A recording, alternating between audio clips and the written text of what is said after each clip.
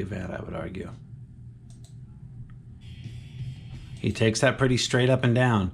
Again, when you're going through sections and you're having to take it straight up and down, that should tell you, yes, maybe it's just a super tight section, but odds are you probably could have set up better, earlier, deeper, so that you're coming into it, so that you're coming into this in a way where if you come in really deep so that you can have the bike, and he's in a decent spot there. It's that damn cone too, but the further over he can get, the smoother that line's going to be. And then, of course, this becomes a non-factor, more or less.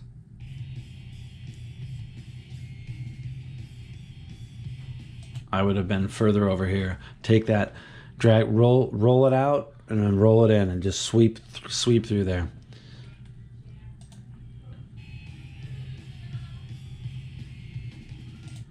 Inches, I know, but you could have gone deeper in that. Challenge yourself with that.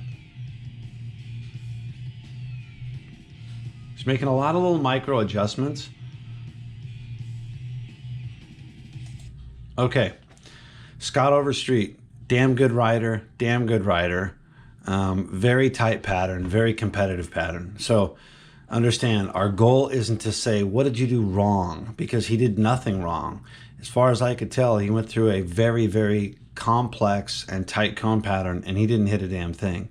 So I'd say A+ for sure. However, based on his skills, I'd say if he's riding the way he's riding right now, he's probably going to hit a ceiling and be like, damn, man, I'm pushing.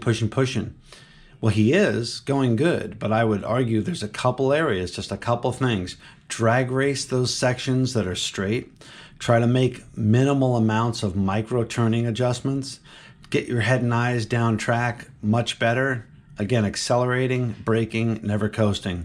So this has some very fast sections. And that's where I would have tried to make up time on this guy, is drag race those spots. Make nice smooth arcs and less overall turns. And then again, that Ghost Rider idea, watching myself at least a second ahead.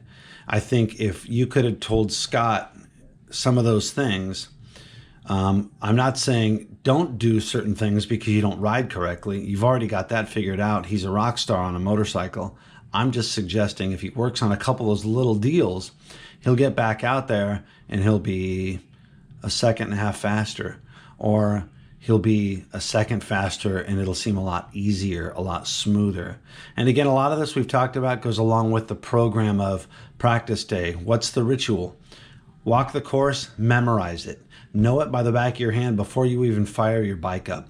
Walk the course, know which cones are the risk cones, which are the ones that you don't have to worry about. What are the ones, identify the cones that matter. Once you've figured out, you know exactly the path of travel, I usually take about 20 runs in my head before I even fire my bike up. I sit down my lounge chair with my easy up on the side of the pattern and I go, okay, close my eyes. I say, okay, start here, turn, right turn, U-turn, figure eight, into that, into this. And then I run that course about 20 times. I can tell you how the course goes. Now I go, okay, what cones matter? Now I walk the course and I identify what are the best places for me to set up, for me to go through this particular section the easiest.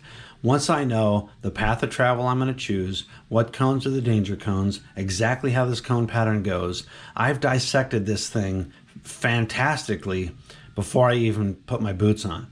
Now I put my boots on, get my gear on, I go warm up, I'm loose, I'm comfortable. Now drop into that practice day. Once you've done those things, now you're going through there smartly. If you're going through there and you don't know where you're going, you don't know what matters, you're going to freak yourself out, you're going to ride like crap, you may hurt yourself because you've dropped the bike enough, you've rolled your ankle, whatever it might be. You're not doing anyone any favors, especially yourself, by going through there and bumbling around trying to figure stuff out.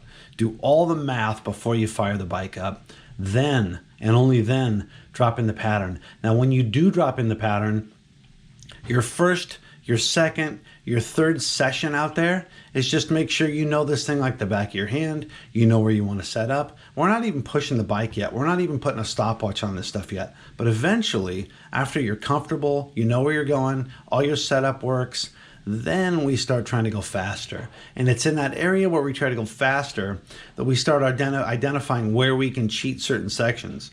And once we've all figured that out, then we have to ask ourselves the night before the event, what type of motor competition is this? Is it best of 3 runs so I can choke on a couple?